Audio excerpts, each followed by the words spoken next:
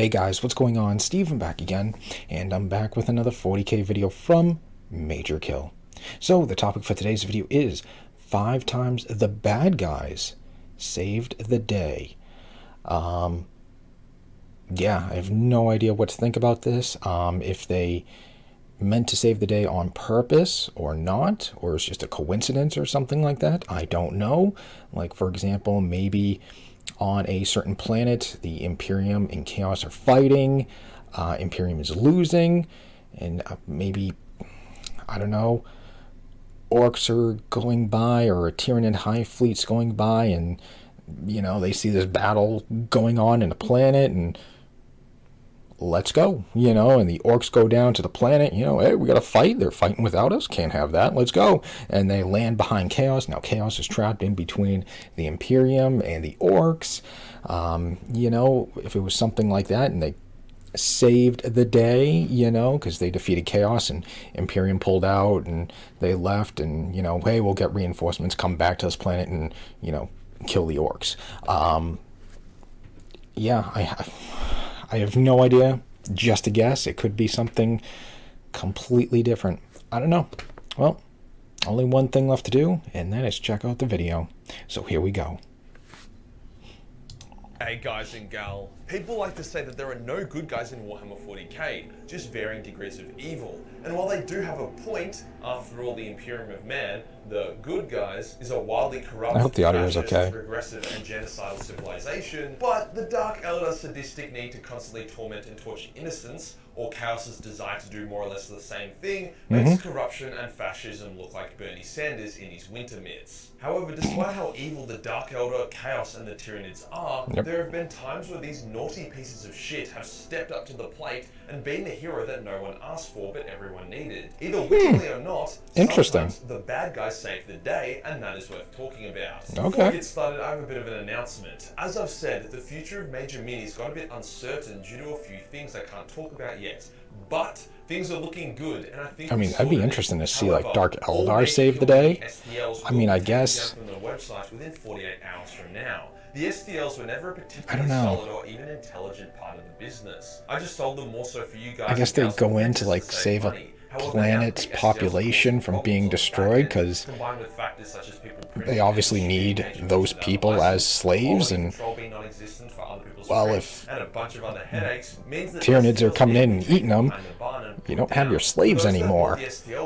I don't know. To keep updating them with the new minis for as long as I can, but due to reasons, I can't promise that will be indefinite. If that does stop updating, then I'll send out a big voucher or something to all That's cool. pack holders. I kept the STLs around for as long as I could. I gotta say, his minis actually look pretty cool looking. So They do look pretty badass. STLs before they're gone forever, then the 48 hours starts now. Today we'll go over 5 times the bad guys stepped up to the plate and saved the day. We will detail what they did, how it saved the day, and why they did it. Let's get into it.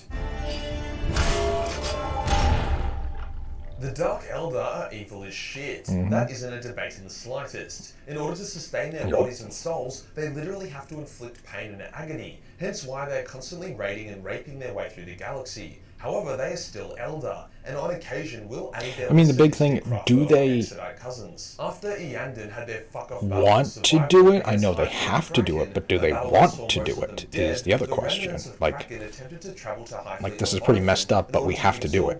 Hence pass on an extremely rich deposit of Eldar DNA. The Eldar foresaw that with this DNA, Leviathan could make an army of super Eldar Tyranid hybrids that would be a bit of a no-no.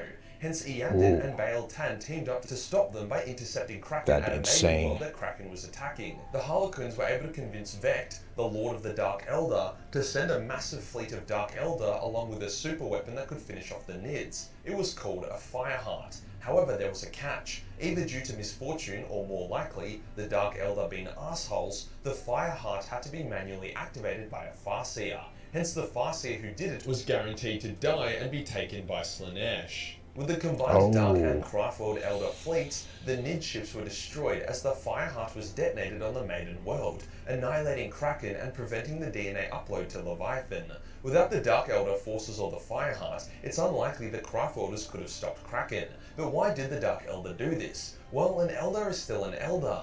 A hypercharged Leviathan isn't good for anyone, so it was a smart long move to prevent it. The Dark Elder don't want to sound sentimental though, so they just claim they found the fact that Eandon was a ghost ship full of millions of Wraithguard hilarious and wouldn't want to see it ruined.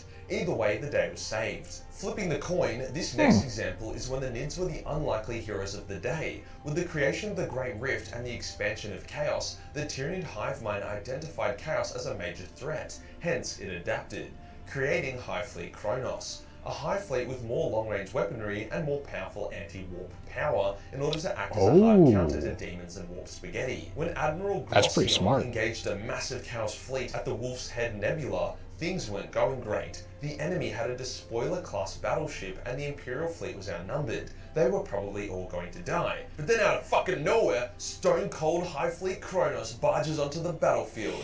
At first the Imperials are like, fuck me mate, really? But when they see Kronos completely ignore them and beeline straight for the Chaos fleet, smashing into it and swarming the despoiler...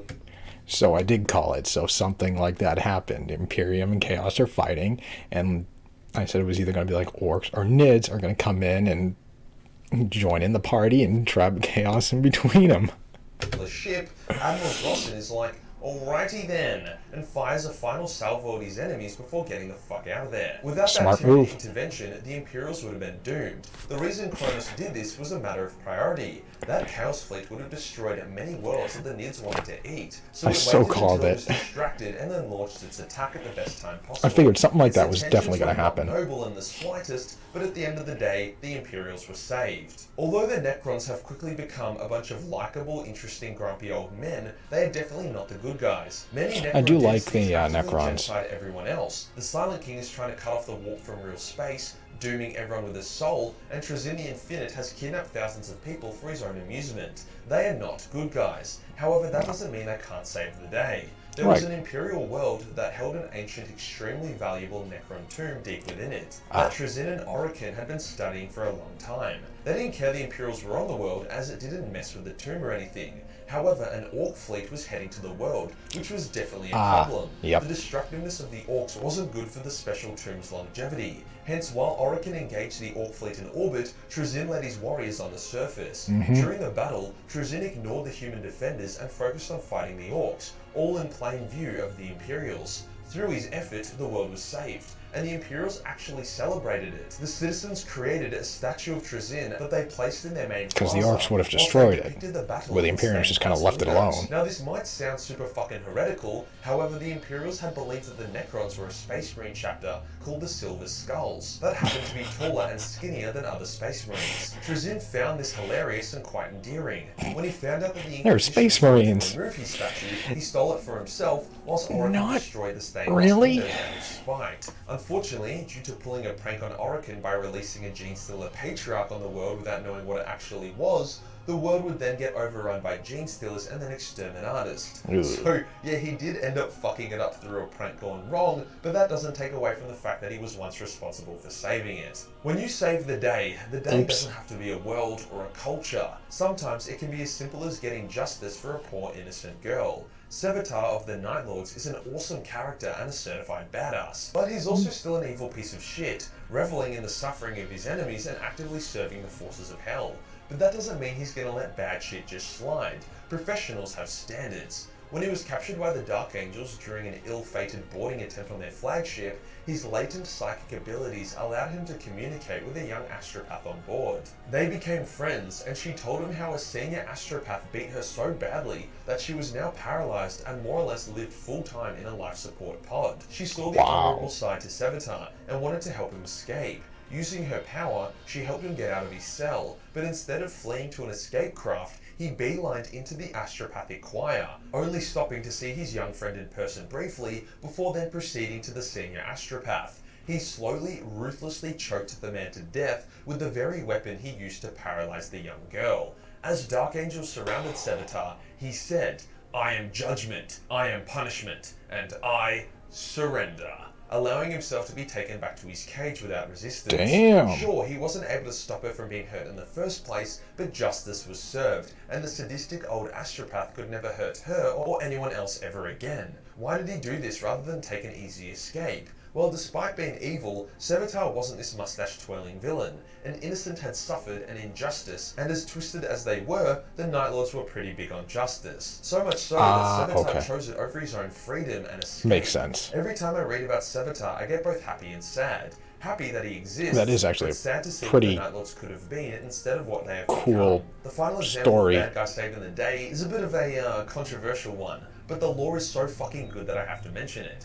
Orcs are not good people. They bring death and destruction wherever they go, and often revel in torturing and killing innocents. However, they are still a lot as long as they're better than hitting Tyranids. something, that's all that When matters. An Imperial army and Orc army were engaged in a long and semi-boring war over a world, things got spicy when the Tyranids invaded. Seeing that they would both get destroyed, the Orcs and Imperials decided to team up, and the results were spectacular. The Imperial discipline of the Guardsmen combined with the Orcs' fanatical shock and awe tactics were too much for the Tyranids to adapt to. Time and time again, the heretical alliance smashed Tyranid forces. Orcs would hold the Imperials line and while Orcs. Imperial citizens were evacuated. Imperials would protect Orc flanks and charges. Towards the end of the campaign, the Orc war boss and the Imperial general, who originally were mortal enemies, became friends. As their soldiers engaged in friendly competitions to one-up each other against the Nids. With such good synergy and teamwork, the Tyranids were crushed. Thus the Orcs, the bad guys, saved the day. But then they kinda fucking didn't. The ending of this tale is quite sad. As the last of the Tyranids were beaten, the Orc war boss turned on the Imperial commander and captured him.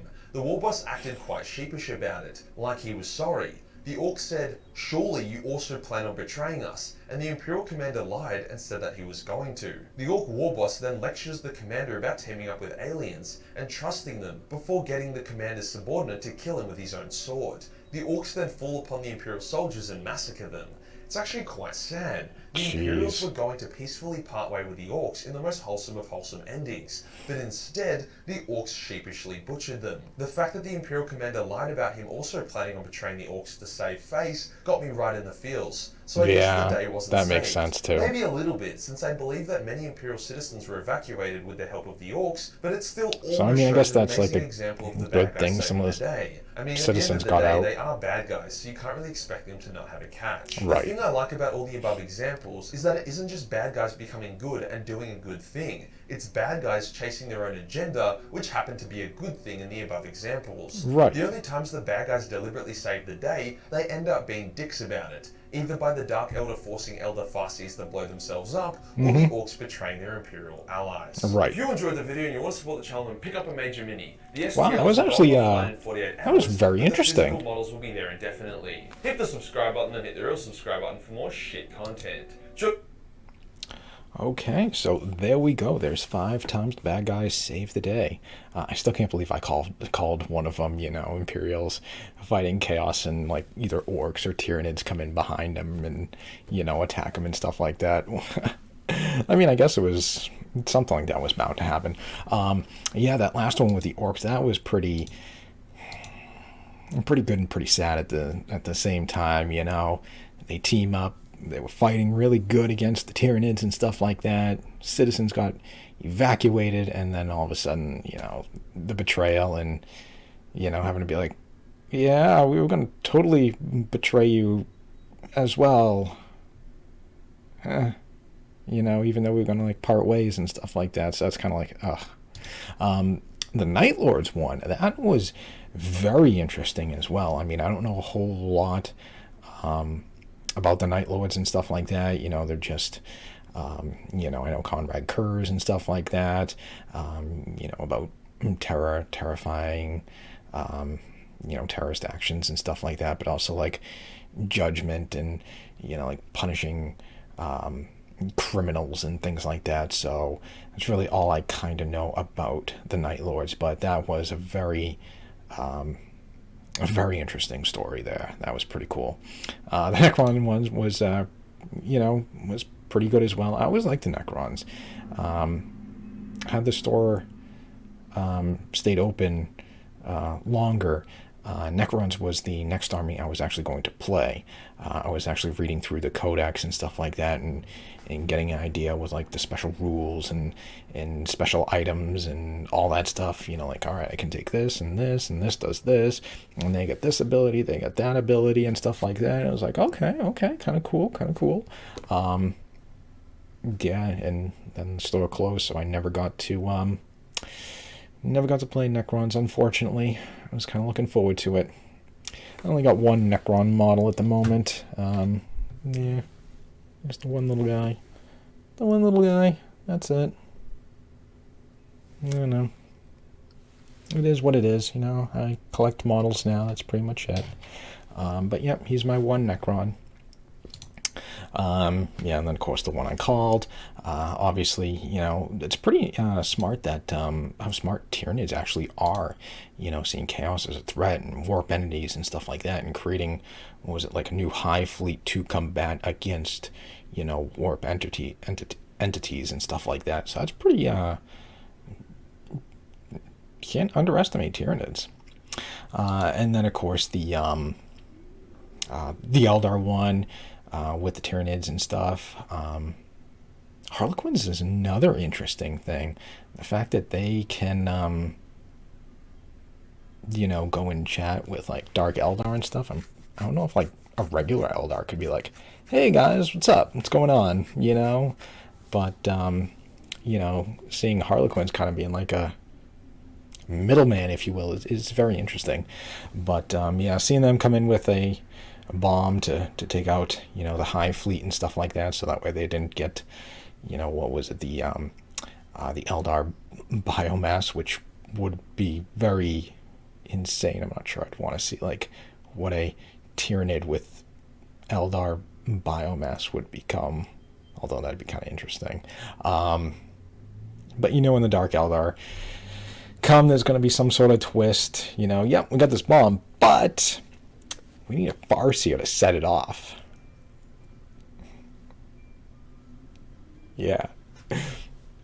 Oh, you can't do it remotely. You have to, you know, you have to be there to push the button. Yeah. So yeah, but yeah, that was very cool. That was very interesting to see. I guess the bad guys kind of save the day, if you will. So that was a good video. I liked it. But yeah, leave me all your thoughts and comments. You know, what you guys think about the video? What do you think about these 5 times the bad guys, you know, save the day? Which one did you like the most? Let me know. And other than that, I hope you guys enjoyed the video. If you did, hit that thumbs up button. That'd be awesome. Remember, feel free to subscribe to my channel. Follow me on social media. Links in the description box below. And other than that, yeah, come join me over on Discord. We can talk more 40k, show off some models and stuff like that. And, you know, suggest videos for me to watch, because I'm just kind of going through and looking to see what's like a cool topic and just kind of going from there. But if there's something specific you want me to do, leave a comment, drop a video in Discord, let me know. So other than that, yeah, just stick around. More videos are on the way, and I will see you guys next time.